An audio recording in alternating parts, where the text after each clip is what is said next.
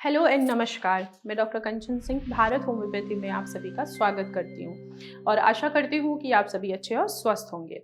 आज के इस वीडियो में आप सभी से बात करने वाली हूँ कि क्या किडनी का पेशेंट इलायची का सेवन कर सकते हैं या नहीं कर सकते हैं। तो चलिए वीडियो को स्टार्ट करते हैं। जैसा कि आप सभी को पता है कि किडनियों का काम है हमारे ब्लड को फिल्टर करना, टॉक्सिन को हमारे शरीर से बाहर निकालना, बीपी को रेगुलेट करना और साथ ही साथ फ्लूइड को भी वो मेंटेन करती है।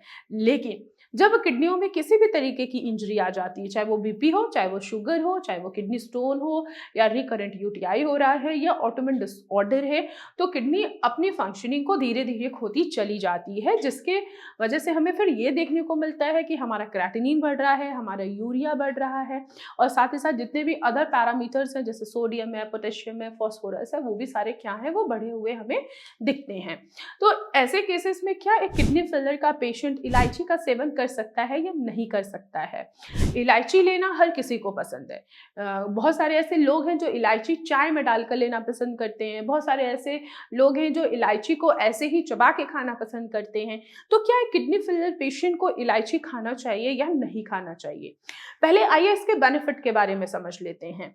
तो बेनिफिट क्या है कि ये एक नेचुरली डायूरेटिक होता है जो आपके यूरिन के फ्लो को बढ़ाता है और सूजन को कम करने में मदद करता है।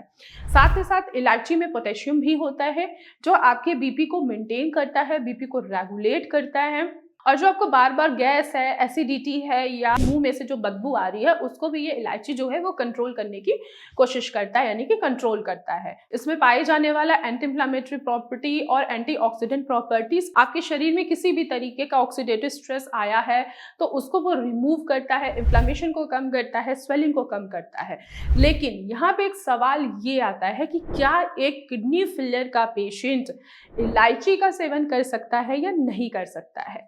अगर आप क्रॉनिक किडनी डिजीज से सफर कर रहे हैं, आपकी स्टेज 4 या 5 स्टेज है या आपकी डायलिसिस हो रही है, तो आपको इलायची का सेवन नहीं करना चाहिए।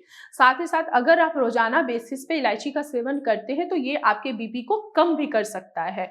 और इसके अलावा इलायची में पोटेशियम होता है, तो मैं अक्सर अपने पेशेंट को मना करती हूँ कि अगर आपका पोटेशियम नॉर्मल है तो आप कभी कभी वंस अ वाइल आप इलायची का सेवन कर सकते हैं। आप अपने खाने में इलायची डाल सकते हैं या अपने चाय में भी इलायची डालकर ले सकते हैं। लेकिन अगर आपका पोटेशियम बहुत ज़्यादा बढ़ा हुआ है या आप डायलिसिस पे हैं या आपका जो क्रॉनिक किडनी स्टेज है वो 4 या 5 स्टेज पे है, तो मैं इलायची सेवन करने के लिए पेशेंट को मना करती हूँ। जिन पेशेंट को बार बार किडनी में स्टोन बनता है तो वो इलायची का सेवन नहीं कर सकते हैं, क्योंकि इलायची में ऑक्सलेट होता है।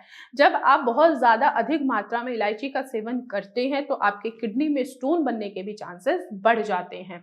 तो ऐसे कंडीशन में आपको इलायची का सेवन नहीं करना चाहिए। मैं आशा भी करती हूँ कि आप लोगों को समझ में आया होगा कि किन कंडीशन में हम इलायची का सेवन कर सकते हैं या नहीं कर सकते हैं।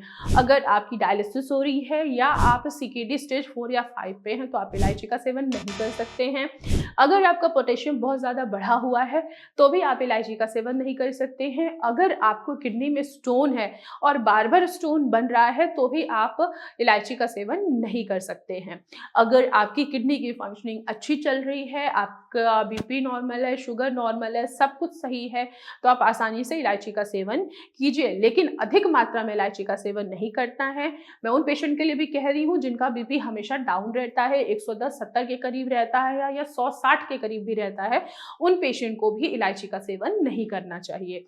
तो मैं आशा करती हूँ कि आप लोगों को समझ में आया होगा क्या है किडनी फेलियर का पेशेंट इलायची का सेवन कर सकता है या नहीं कर सकता है। तो आज की वीडियो में बस इतना ही। फिर मैं मिलूंगी नेक्स्ट वीडियो में। तब तक के लिए धन्यवाद।